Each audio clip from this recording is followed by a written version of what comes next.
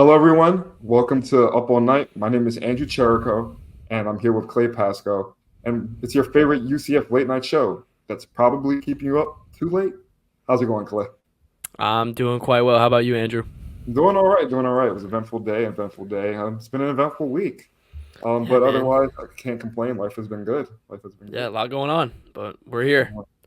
Speaking of a lot going on, breaking news. Center Mustafa Thiam for UCF has reclassified from the 2025 draft class, recruitment class to 2024. So that means he is now eligible to play on this 2024 basketball team. And can I tell you that this is huge news for this UCF men's basketball team? He is that center that they're going to develop. They're going to turn into an absolute monster. The best way I can put it is he is 7'2". He's on some websites listed as 5-star, some listed as 4-star. We'll go with the 5-star. Why not? It's better. I see a lot of similarities with him and Ibrahim Diallo. If he puts on a little bit more weight, he can take that. But with him being a true rookie, true freshman, he can develop into way more of a beast offensively, and as well as keeping up the same defensive responsibilities that Diallo had. So I think this is a great move by Dawkins and the staff, and the fact that he was able to do that, and it's just a go overall great move, and it's great for the length of the defense. It's great for the team's identity, which is defense. It's beautiful what they're building for the next season. Yeah, number one center in the class 2025, right? Yes, it's That's absolutely insane. insane. That UCF, Okay. we got a number one player in anything, in any sport. UCF, Take notes, Gus. Take notes. UCF men's basketball is building a roster. I mean, look at the names on the team. It's like almost like a college all-star lineup in terms of not even saying talent, straight talent, but I'm talking about name notoriety. Nike Yeah, Williams, Daniel. It's just it's crazy. it's What's gonna be going crazy. on? I cannot wait. I've actually like I said before UCF, I was never into basketball, but this has got me excited. I'm not gonna lie. So yeah, but after because we are also an informational show as well. We're not just all fun and games. We have to Absolutely. get that out to you. But I guess now that segues us into our favorite segment. I think this is our favorite segment, the Hot Wheel. All right. Yeah. Yeah. Yeah. The Hot Wheel, the only hot wheel that is hot and can decide our topics for us before we even know what they are, which is bad playing on our part, but we still do with it regardless. So It I'm could gonna be go ahead burning and hot, it could be cool hot, it could be like be that cool hot. hot, Like, you know, you get in steaming the hot shower, takes. you're waiting for the shower to get hot, so you just keep dipping your foot in there, see if it's a good temperature. Okay. I guess I'll Okay. start us off with this one. Credit to UCF Barstool for saying this on one of his tweets. Great content always for the UCF community. But it was asked, should palm fronds be introduced to UCF football? And I think absolutely not. I think UCF men's basketball needs an identity. I think that was one of the things that when opposing teams came in or when people were coming to watch a UCF game, they knew they were going to see. They were going to see palm fronds. And I guess it can be a gimmick, like a entire UCF gimmick if transferred over to other sports. But I just felt like it was special. They started getting plastic fronds, passing them out. You had students picking fronds from trees before the game. And the origin story of it is so funny. It was after a rainstorm, and fans just brought it in because they thought it would be funny. And it is what it is now. And I hope it continues next season for basketball. Do you know how I got my palm from? Everyone says that yeah, it was a rainstorm, but some guy came in a truck. It was like a random guy. It was he was an older dude. He had like a hat on. He had like a jean jacket. This guy's been some places. All right, and he has palm fronds. He has like 100 in the back of his truck, and he's just giving them to people. He hands me one. He's like, "Hey, kid, take this." And I don't know who gave him that idea. What happened there, but yeah, it just really took off. But So I agree with you. I was gonna say, I is agree that with you. remain a legend at UCF now? Oh, absolutely. I don't know this guy. He's an unnamed. He's a unnamed hero, dude. Home front guy. But no, I agree with you. I think it should be kept for basketball and basketball only. I think there should be some gimmicks that only basketball keeps and some gimmicks that traditions that only football has. And I think the palm fronds is perfect for a basketball environment. I think it'd be kind of crazy getting into a football environment and just it's already kind of cramped in the stadium and the stands Yeah. and same thing with Kansas. Like Kansas does a rock chalk. They don't care anything about carrying the rock chalk thing to football. So I agree. I mean, it would be sick seeing palm fronds fly into the field after a win, but then again, it's better when it's basketball. I think it's It's better. like Texas Tech when they throw the tortillas out Yeah, onto yeah, the that would be field. like that. But Better for basketball's identity. All right, on to the next spin. On to the next spin. Hey, All right. the bounce pass. Claire, what's your take lead? The bounce pass. Okay, so the bounce pass. It's essentially this new thing. It's a way to fill up our stadium, the bounce house. So the bounce pass, I believe it's like $200. Mm-hmm. Yeah, it's Sounds about right. yeah, and you buy it, and they let you know where your seats are like 48 hours before the game. So they get the allotment. They know essentially what seats haven't sold yet, and they give them to you. You can be in the front row someday. You can be in the back row. In the north end zone the other day. It's just a way to fill up the seats, and it's a way. I think it's also too great for variety. Like I get tired of sitting in the end zone, being in student section. I want to be at for some reason at the 50-yard line or in the cabana or in the club. I know they probably won't give those seats out. It's probably for standard seating, but even then, still, I would like to sit in other places, and I would also like to not get clowned on for not filling our stadium. Even. And and this is a way to help that, to assist with that, and to fill up the seats in the bounce house. Yeah, and going to that Baylor game where players, fans all around the community were complaining about not filling out the stadium, that will 100% be useful for people. But it's also, I find it kind of sketchy. I'm sure they have the logistics down, but changing people's seats each week, I mean, it could be a little bit confusing. One game, like you said, you can be all the way in the front, and then one game you can be all the way back in the visitors section. So you never know what you're really going to get. But I think for the value of what you're getting it at, $200 is a pretty fair deal when you look at, for example, like I think it is the Colorado game that's going for what, 145 a ticket on Ticketmaster right now. Even more. That's without fees. Yeah. So I think it is a great deal in that sense, and it's a good way to fill out the stadium. Hopefully, it is used, like I said, because that whole scandal again with Baylor was just insane. As a fan, it was embarrassing for sure. Oh, okay. Oh, I like this one. All right. I think I'll let you take you on this one again. I'll get next Oh, one. I'm going 2 for 2 right now? Yeah, go for 2 for 2. Why not? All right, so I'm actually going to go and play the clip right now. Here's Eric Lopez and what he had to say about NFL versus college football. That's going to be the casual fan will not go to find that game. Diehards will, but the casual fans will watch the NFL instead. That the college football is going to take a pounding when it comes to the TV viewership that in that weekend. They need to reconsider this whole playoff. But yeah, so in that clip, all right, Eric, Mr. Elo, I should say, is essentially he's saying that college football can't compete with the NFL. And for the average game, I agree. However, I think when it comes to the college football playoff versus some random, I think that day is the same day that the college football playoff and NFL games are airing on the same day. I believe it's like December 21st, December 22nd. It's a Saturday, and the NFL is airing 2 games that day. It's like Chiefs versus Steelers, and then some other random matchup, non-divisional matchup. I still think college football won't. I don't think it'll put up more numbers, but I think it will put up similar numbers to the NFL. I think people care more about the college football playoff than some random non-divisional matchup in football. I don't care about the Chiefs and probably going to be mediocre Steelers as they are every year. They're probably going to go freaking 9-8, 10-7 because Mike Tomlin figures out a way to be mediocre. When it comes to matchups, like if I had a choice between, I don't know, Ohio State versus Ole Miss, I'm gonna watch that every 10 times out of 10 times than freaking. I shouldn't say freaking, but the Steelers versus the Chiefs. I would 100% rather watch, primetime college football, home atmosphere somewhere than some random NFL game. Yeah, I would say it really just for me, it depends on the matchups. For example, if you got like Chiefs 49ers rematch, who isn't watching that? But then again, you have a great college football matchup in the playoffs. 1-game knockout. People love knockout football. Knockout football, there's nothing beats it. One play can change the whole dynamic of a game. It's beautiful. Fans, the energy is insane. I can't wait for college football playoffs again.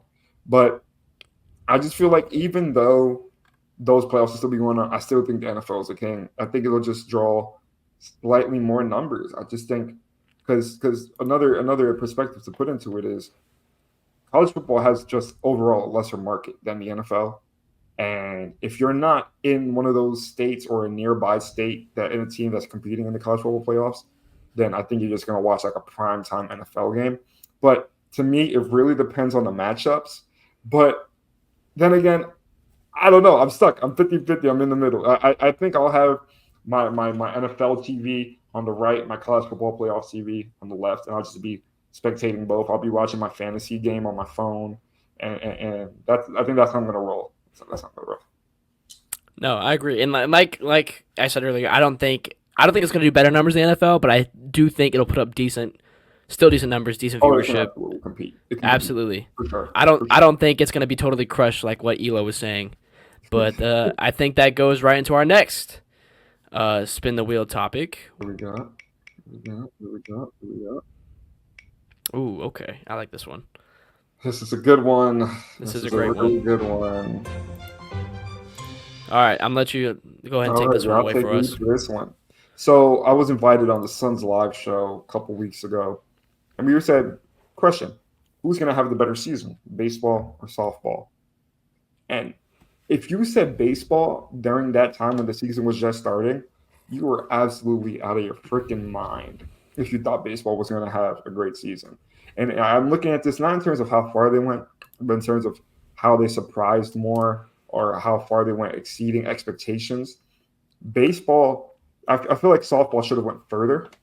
I think they should have done better with the team that they had. I think this was the most seniors on a team ever, and they had Sarah Willis, Chloe Evans, Shannon Doherty, so many talented players. I just felt like that team kept falling short. They had a common trend losing games by less than 2 runs, multiple one-run games. But UCF, that run that they had towards the end of the season was special, and I feel like they're being talked about way more after their loss than softball was being talked about. So I think I'm gonna go with UCF baseball for this one. But softball so far has reigned queen. I guess if you want to go for softball, has reigned queen or king, however you want to put it, for these past few years. But baseball had just a slight takeover this year. Yeah, no, baseball is really, really on the come up. After that deep run in the Big 12 championship bracket, beating Oklahoma State once and then having not lost yet, but getting eliminated off the first loss. And the Tallahassee Regional was awesome. That Alabama game was amazing. And then they went on to play Stetson, dominated, and then we just lost to the better team that was Florida State. I think it's they're the polar opposite. They're kind of a mirror of each other. I think baseball had the lower expectations in the better postseason, and softball had the higher expectations, of course, but the lower. I would say minor performance in the postseason. Yeah, they just didn't meet expectations. I think And that's no rip on them. They still could have. I'm still. Yeah, So great many softball talented team, man. So many talented players got the opportunity to speak with so many of them. Great people. It's just some games they just couldn't put it together when it was needed. Yeah. But it happens. It's the nature of the sport. Really hoping for. Yeah, so am I. Oh, Okay, well, I guess we'll save that one for another day. It will. survives on the wheel. Javon Baker. All right, so let me just go on a rant about Javon Baker real quick. Super Take it. talented. He's so good. I think since he was at UCF, and a lot of the times he was playing with injured QBs and just some games where he wasn't receiving the ball. He's so underlooked. I think he could have easily been a second-round talent in this year's draft. absolutely. And I think he has a funny personality. If anybody saw the tweet about him, I'll make people in wheelchairs stand up. I thought that was hilarious. By no means took it offensive at all. I don't take stuff like that offensive. I thought it was hilarious. I think he's a great guy. He's a guy that people want to see at a game. He's a guy who make a highlight play. And I think he can make strides on that Patriots team. They drafted a receiver in the second round, early second round, if I'm not mistaken. First couple picks of the second round. But I think he has a chance to be better. I think Baker has exceeded expectations from what I've heard at camp. I heard he's having a tremendous camp. And I think with Drake May at quarterback, they can build something special. And it hurts me to say that as a Jets fan. I was really hoping the Jets drafted Baker in the fourth round, or was it the fourth or fifth? He was taking the fourth. Fourth, yeah, it was the fourth. I was hoping that the Jets can draft him. He slipped, and then he went just a couple more picks, and but Yeah, I was think hoping it was I was hoping my Buccaneers would have gotten him, but it is what it is. so special otherwise. So special. But Javon Baker is a very knowledgeable guy. And speaking of knowledge, This trivia nights bit, we had just an amazing time talking to Brian, and Is it that time again? It's that time again. Time to open the Brian W. Peterson Sons of UCF trivia nights.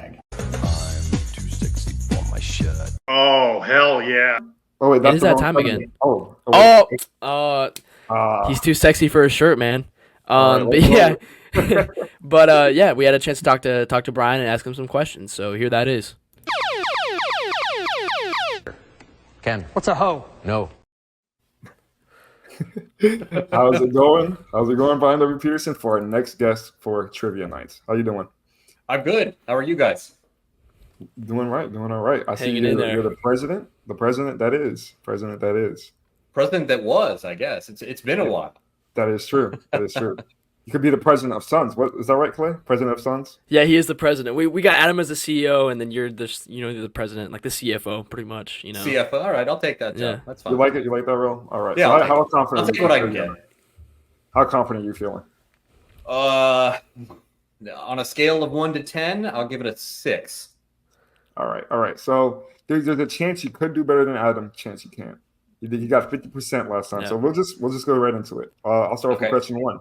In 2004, your first year at UCF, the Knights fielded one of the worst teams in program history, losing every game. However, we did go into overtime against one team, only losing by a point. What was that team? Marshall.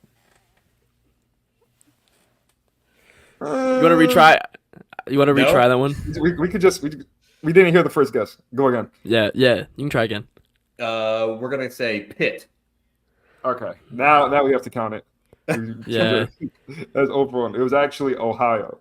And Ohio. Okay. We lost 17-16. Decent guess though. That's fine. That was just an opening question. That's. Hey, just a warm up. You got to remember that's going back pretty far. I know. I was born 20 that years year, back. 20 years back. 04. Okay. I was 1 fair. year That's old. fair. Are you kidding me? All right, so it's me next. Question number 2. So question number 2. Go ahead and get this image going. All right. According to the Who's UCF that guy? fandom website, you were SGA president from 2009 to 2010. Can you tell us who preceded you and who succeeded you as president? But of course, that's a T-ball question. Do you want me to? How far back do you want me to go? And I how just far need the forward one do you before want you. me I to need go? the president before you, and I need the president after you. Before me was Mr. Logan Berkowitz, Okay, and That's the correct. president after me was Mr. Michael Kilbride. that is correct. I did try to get a photo. It was of you in front of a computer.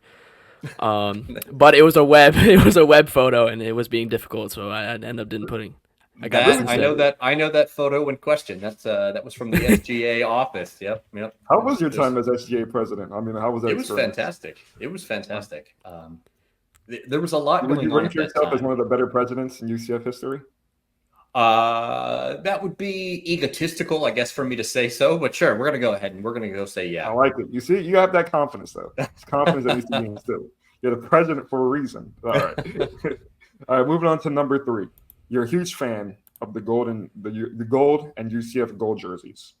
The Knights haven't fielded gold uniforms since 2015.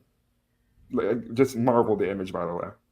However, we have fielded Not drool gold there. pants. When was the last time UCF wore gold pants? The last time that we wore gold pants, I know for a fact we played East Carolina and we wore the gold pants. It was a throwback to the white helmet, black jersey, gold pants combo that we used to rock in the George O'Leary days. And I want to say that was 2021.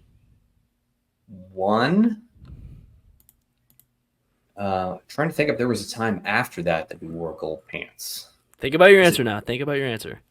Maybe it was 22. The year is right. We'll say 22 is correct. If you're saying it's not East Carolina. Mm-mm. Anyone watching at home, if you have it, drop it in the comments. Drop it if you're seeing it live. There was probably one other time after that. I know it wasn't Navy. We need like Jeopardy music. Yeah. Yeah. or multiple choice. I mean, if you want to go multiple choice, we can. Okay, That's let's an go option. multiple choice. All right. So multiple choice is going to be A, Navy 2022, of course. B, FAU. Oh, C. the FAU. I was at that Oh game. yeah, that is FAU. correct. Yeah, that's the That famous That was here. John That's Rice the- Plumlee helicopter into the end zone play. Yeah. Yep. Iconic. That's why- Iconic. Number one I'm reason going to go why ahead and say the multiple last time choice. we wore gold pants before that game was the East Carolina game. You see, I'll have to take literally, your word for it. I think it was. just Look it mentioned up. the team. Just mentioned the team. It just popped into his brain. No multiple choice. All right, you got. We the didn't give last Adam multiple choice, so we give you special privilege. All right, so you qualify for the bonus question now. You got 2 out of the 3. That's a bonus question qualifier. All right. And so bonus in your tenure at UCF, we got our first win over a ranked opponent at home in the Bounce House. Name that opponent. I'll not only give you the name, I'll give you the year and the rank they were when we beat them. It was a homecoming game in the year 2009 against the number 15 ranked Houston Cougars. Was it 15 or 14? 13. It was number 13, but 13. it's Man. still correct nonetheless. I'll take it. I was at that game. That was a great game. Did you rush the field at least? They did not let us rush the field. Oh, that's lame. No, there was no rushing the field until last year, if you want to call it rushing the field, where they let us gingerly walk onto the grass. But yeah, no, that was a great game. Houston was a good team that year. With the result of that bonus question, that's technically 3 out of 4. With some help, he had some help along the way, but that is 3 out of 4. That is actually scoring better than Adam. You can flex that on him whenever you want now. That That's first true. question was a tough one. I should have known you were going to ask about that winless season. Yeah, you're above Adam now. 3 out of 4. We're gonna do a little leaderboard. You're number 1 on the Oh leaderboard man, now. no pressure. So what? That was everybody gets 4 questions. You that's get about it. everyone gets 4 questions. So I guess we you do have a to get bonus, but everyone gets 2 it, out of so. the 3 to get that bonus question. Yeah. That was fun. Absolutely. Thank you for coming on the show. Absolutely. You trivia guys are night doing a great together. job. Yeah, no, we appreciate everything that you guys do for the UCF content, putting it out there, and we love you guys both. And Thank thanks you. for having me Thank you. on. So much This more is fun stuff fantastic. on the way. We Thank love you you. too, Brian. Tear in my eye. Tears. Let's go, Prez. Thanks, guys.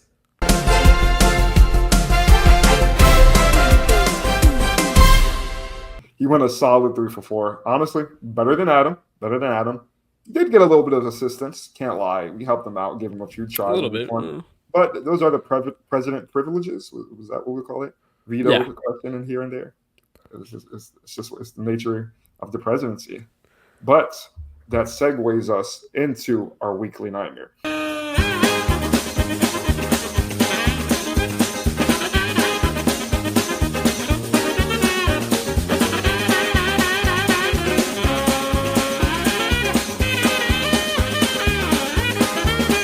And like we mentioned before, Weekly Nightmare doesn't need to stay specific to the UCF community, and by no means it stays specific to the UCF community in this one.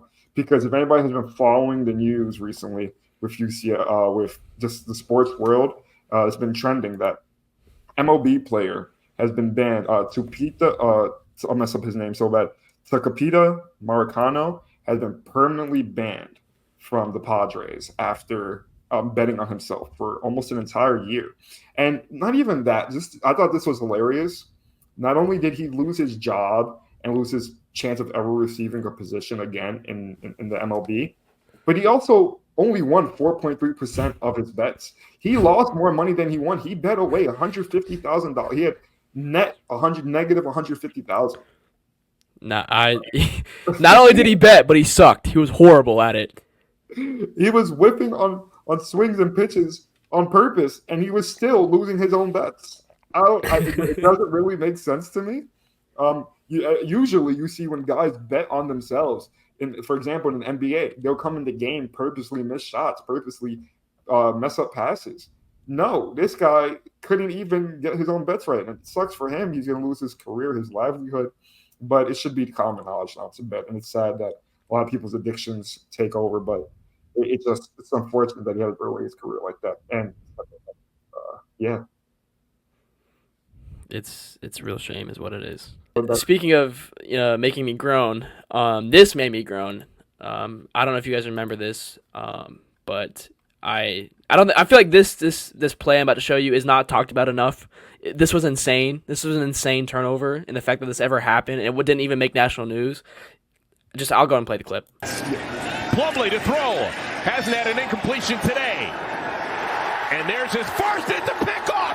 How about that? Ball is picked up by Beanie Bishop. What a funky interception that was. Here, this is an outstanding job Unbelievable. by Beanie Bishop to stay with the play. He could have fallen down there. No, he keeps his balance. That ball's popped up. And that's what's even crazy is that wasn't even the first time that happened that season. it The hurts Boise so State bad. game. The Boise State game, it came out of Javon's hands right into Boise's secondary. So bad for JRP in some of the situations because the big question mark was, is he going to be an improved passer? Is he going to cut down the turnovers? And he did his best. He did his absolute best. And no offense to Javon, but those were crucial drops that could have changed the outcomes of the Yeah. game. I think JRP threw 4 picks that game. I'm pretty sure I think JRP had 4 interceptions, and I'll give that one to him. I don't think that 4th one was his fault. It was not. They weren't all his fault. No. Yeah, Same thing with the one against Boise. That was not his fault either. Kobe and Javon in there in that game where they both had Yeah. drops. It's like you think those guys are automatic, but then again, even 4th round draft picks in the NFL make mistakes like that. So Yeah, no, mistakes cost us, man. But that was such an unfortunate sight to see, and it's actually an insane pick. You know what it almost reminded me of? No offense to Trace, but when Jermaine Kearse caught that pass in the Super Bowl against the Patriots, he was flipping down. Yeah, he Instead of flipped it and passing he caught it. Flipped Yeah. into imagine that, but just flipped into the Pats' hands. That's basically what it was. I happened to play later, but Yeah. that was insane play. All right. So welcome to a new segment. Last episode, I should say, we did prop bets. How many times is Panthers Mike gonna tweet about the Panthers? I got the over. Spectate. I think I got the. Was it the? No, you got the under. Oh, I got the under. You got the over. That's right. I got Yeah. the over. We'll keep track of that. He's gonna be drunk tweeting. He's gonna post selfies at the game. It's gonna be hilarious. But we have Guess Who. Guess Who is a little fun game that we created. It's gonna be we get 5 guesses or 5 questions to guess who the player we're thinking of. That could be too difficult because he's going to expose my ball knowledge, but it'll be a little fun game. And if you're watching at home, you can join us and see if you got the person in 1 guess. See if you got in the 2 guesses. Absolutely. Yeah, play And along with we'll us, keep a leaderboard please. between me and Clay and see how it goes if we don't have a prop bet this week. All right, so Clay, I guess I'll start off with my player. I'll start off. Oh, so I ask you a question? Yeah, just ask me Okay. ask me questions. You ask me up to 5 questions. Is this an offensive player? No. Okay. Currently looking at him like on my phone just to make sure I don't get any. Oh, wait. Do I go all 5 questions consistently? Yeah, you go all 5 questions. Okay. Offensive. It's not an offensive player. It's a defensive player then. Correct. Why does that count as a question? Yes, that's the question. Does that count as a You got 4 question? more. Yeah, 4 more. Oh, okay, I have 4 more. All right. Okay. Are they a lineman? Yes. Okay. Is it Lee Hunter? Oh my God, are you kidding me? Oh, got him. Are you kidding me? I went lineman. I was like, he picked Lee Hunter, didn't he? Yeah, I got at it. least 4? Come on, can you give me a chance? Like, didn't think it was that obvious. I mean, All obviously. right. I actually might be a jerk for my pick, but okay, go ahead. Oh no! This could be very, very bad. Oh God! All right. Is he on offense? No. Okay. Does he play linebacker? No. Is he on special teams? Yes. Yes, he is. Okay, that's 3 guesses. Is he Colton Boomer? He is not Colton Boomer. Okay, so He's the other guy that uses his leg. I mean, there's technically 2 more guys. You have the punter and the other kicker. I'm not saying that's a question, but is it Mitch McCarthy? It is Mitch McCarthy. Let's go. It is. All right. You know what? I'll take it. I'll absolutely take it. All right. So I took 5. But I still lead. I got mine in 3 questions. So all right, I got mine. Was that 4? Yeah, you got yours in 4. All right. So keep them the leaderboard in your mind. He's at 3 so far. I'm at 4. So he's winning the current season.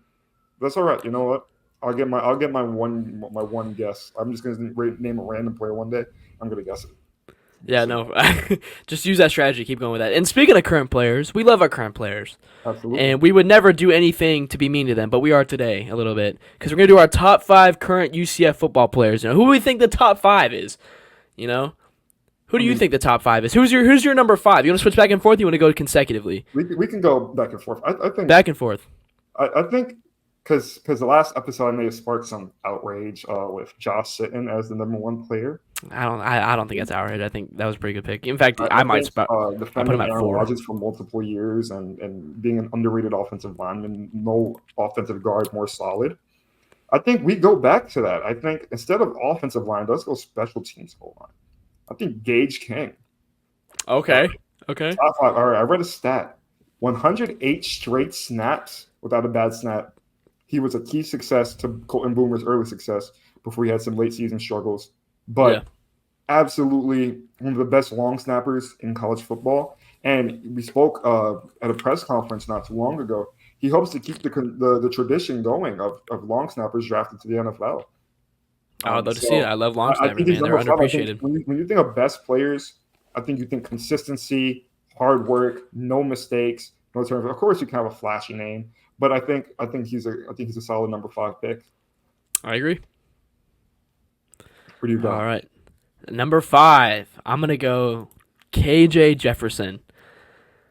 I mean, just the stats don't lie. You know, I think he's easily a top 4 quarterback in the Big 12. I think he's a top 25 quarterback in the entire college football. Consistent, you know, he's consistent, puts up great numbers, great stats. He's going to be an amazing addition to our offense. I think for being a top 4 quarterback in the Big 12, number 4 on UCF alone is a little low. But number 5 on UCF. Oh, number 5. You're right. Number 5. Yeah. So, but I'm not judging. I'm not judging. All right. For my number 4 pick, this guy. No, it's your number 5 pick. What? This is your number 5 pick. No, this is my number 4 pick now. Oh, you had the okay. Never mind. I'm stupid. I can't count. He's trying to sabotage my list, guys. I'm sorry. All right. This is a person who has had struggles with injury the past few years, but he's a great guy, great leader on that defensive line. I'm taking Ricky Barber as the 4th best player at UCF. I think he has been so solid when he is on the field, and he's no doubt a game changer. And when he's not on the field, you can obviously see that defensive line misses him, especially on the run defense. Linebackers use his help. DBs use his help. He is a game changer in that field. I think he absolutely deserves the number 4 spot. Could have even been higher.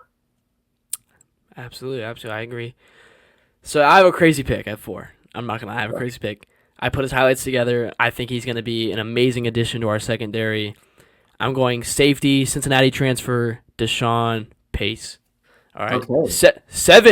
7 career interceptions. He was on that 2021 Cincinnati playoff team as a starter that went to the playoffs and lost to Alabama, of course, in the first round.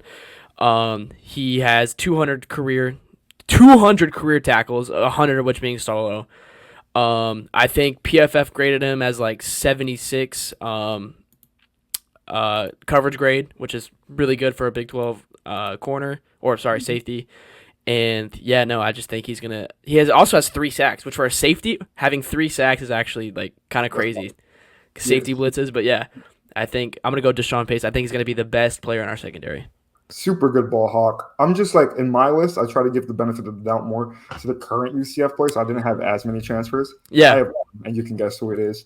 But I think I went more with like the guys who are coming back, guys who are known that are going to be great. No, I agree. I took current wild card pick. I looked at him. Yeah. I think he could slide down lower on the list, but I like it a lot. All right. So for my number 3, I have Kobe Hudson.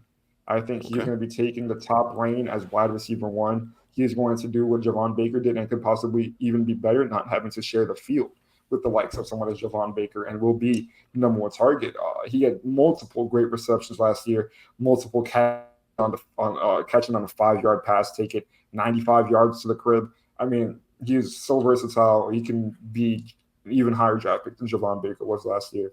Those guys are brothers. They learned off of each other so much, and he's taking the leadership role. He's my number 3 guy. My number 3 guy, I'm gonna go with Lee Hunter on the defensive line.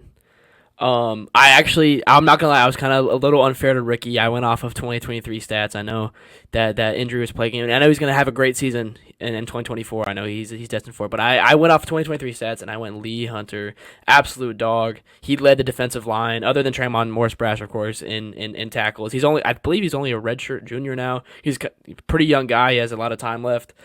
I think he had like 60 tackles, 30 of which were solo in 2023. 3 sacks, just, great ball player. Oh, no, absolutely. He's the guy who stepped up when Ricky Barber wasn't there. And when those guys could be on the field together at the same time, that's a defensive line that you do not want to compete with. But for my number 2 pick, who else but KJ Jefferson? When you see the things he did in his past seasons, obviously last year didn't go as great for him as many expected. But when you see the comps, maybe he needed a new system. He needed new playmakers. He has better playmakers around him this year. People say comps of Cam Newton. I see comp of Cam Newton mixed with Ben Roethlisberger. That man doesn't go down on his first hit. He is extremely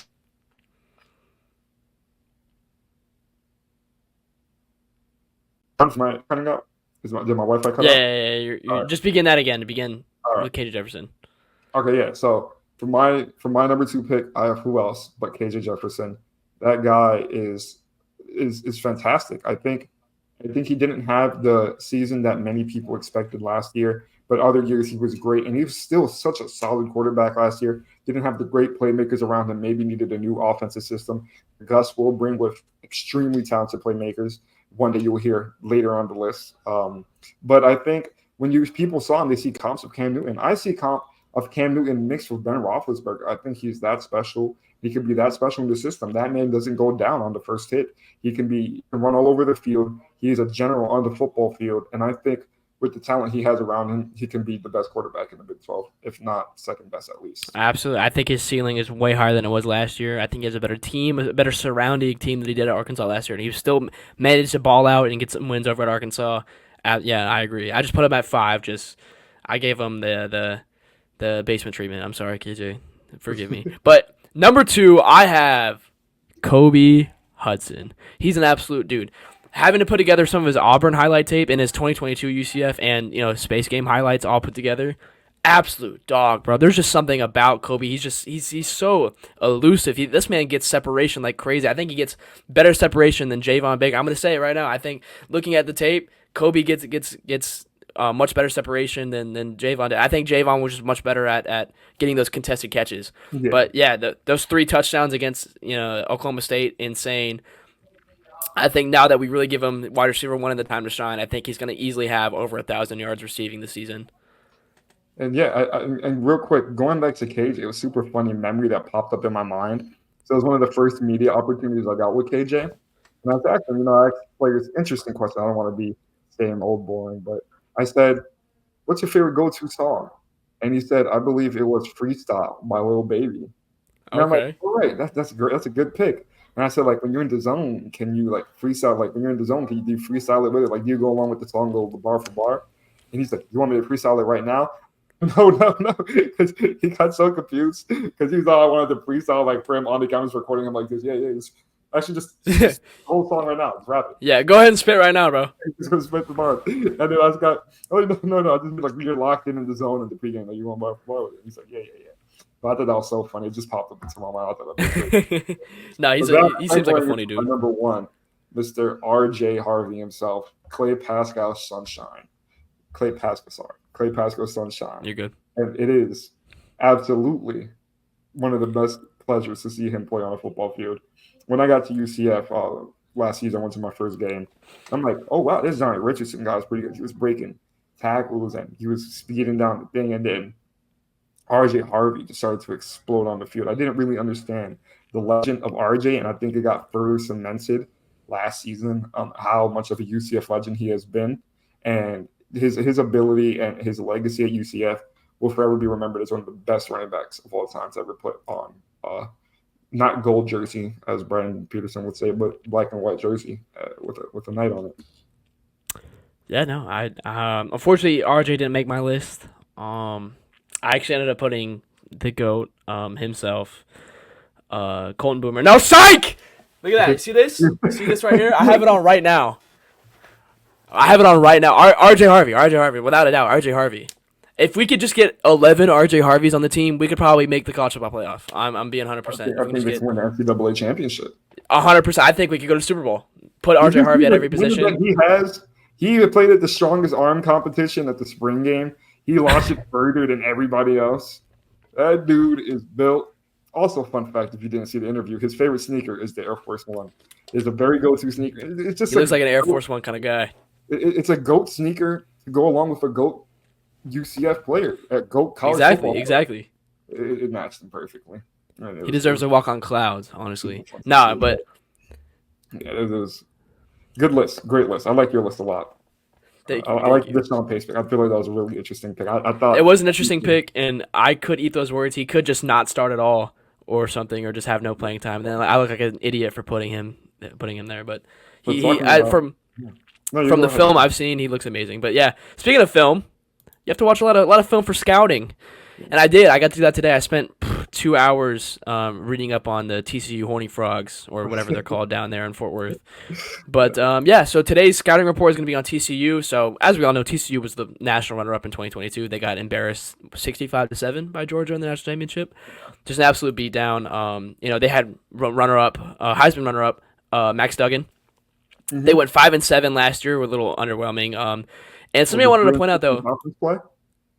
No, they went 5-7 overall. They went 3-6 in conference play. Yeah, they went 3-6 in conference play. They dropped. I mean, they played that awesome game against Colorado at the beginning of the season. That was a really good game. As much as I hate Colorado, but something I wanted to point out too is they lost to Oklahoma. Oh, obviously they lost to Oklahoma, but they lost to Oklahoma 69-45, which is, if you don't know what that is, scoregami. Do you know what scoregami is? Oh, absolutely. It means that score has never happened in the history of college athletic or in the college football. No game has ever ended 69-45 except last year Oklahoma versus TCU did. That was scoregami. I thought that was just interesting to point out. I'm always on the scoregami lookout. So week 4, Chandler Morris, their starting quarterback at TCU, got hurt, and Josh Hoover had to step in for Chandler Morris. Josh Hoover threw for 2,200 yards, which I think is pretty good for only like 9.5 games. 15 touchdowns, 9 interceptions. He had a 77 QBR as a true freshman, by the way. He's a true freshman, and he threw, I think it's not bad. Pretty solid for a true freshman. Yeah. By far, why they were losing games was their defense. Their defense was horrible. They were like UCF. They just might as well not even fielded one. They allowed about 29 points per game last year. They fired their defensive coordinator and hired Andy Avalos, the former Boise State head coach. They only averaged 2 sacks a game, which is no bueno here in the Big 12 or in Power 5 college football. They had the number 24 transfer class. Most of it was defensive players. They're just loading up defense. But it's pretty much all the outlets are saying. Yeah, expect TCU to be slightly improved, 6-6, 7-5. I see him as a beatable team for UCF. I don't see him as super hard. I'm gonna give them a B-. I think is fine. I was gonna go with the B-. And I think their floor again is just going 5-7. I think their ceiling is probably 7-5. They can probably shovel out 7 wins, but I think TCU is going to be that team next year that I think it's going to be a tough environment. I mean, TCU, Fort Worth, that's such a nice stadium, by the way. Amanji Carter Stadium over in Fort Worth, very nice stadium. I think as long as we execute the right way, they should be they're a beatable team. One of the more beatable teams on our schedule. Just wanted to add that team that went to the championship is nowhere near like the same team that they are.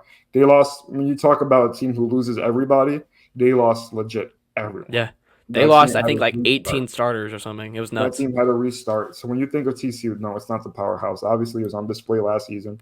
It'll be on display this season. The thing is, they're on to step up. When you look at the Big 12 recruiting rankings, many polls have us flip-flopping with TCU at number 2 and number 3. So they are building a solid class around them, and they could be better in the future. Yeah. But for now, with the talent they have, I see them as a B- team. I think it's a game where if Gus wins, cool. If he doesn't, okay, should I panic? Kind of a thing. Yeah. No, I very beatable.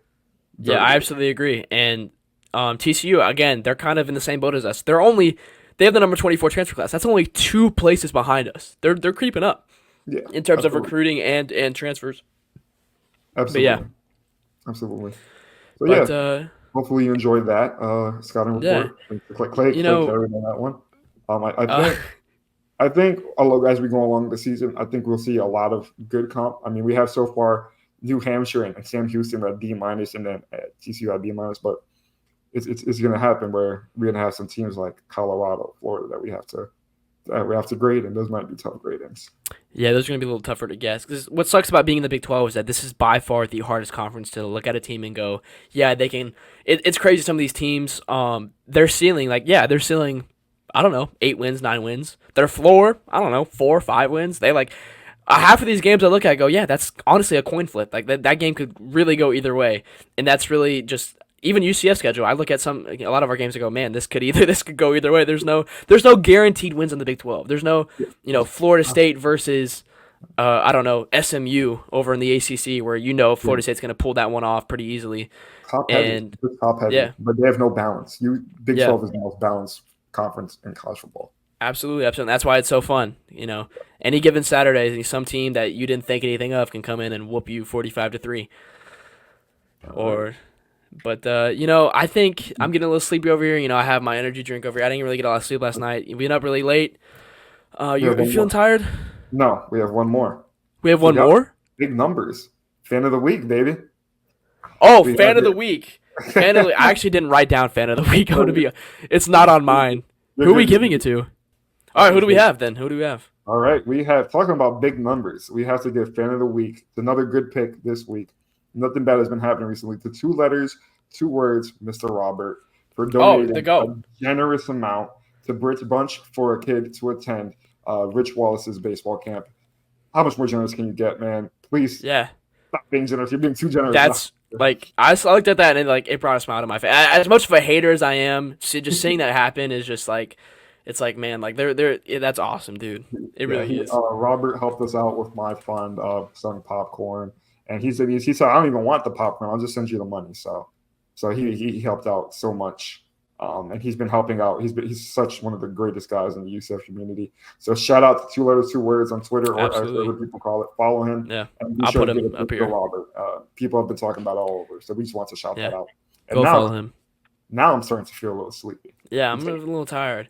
But I think that sums it up. You're tired. I'm tired. Because I think we've officially been up all night. Good night, everyone. We'll see you Sunday at 9 p.m.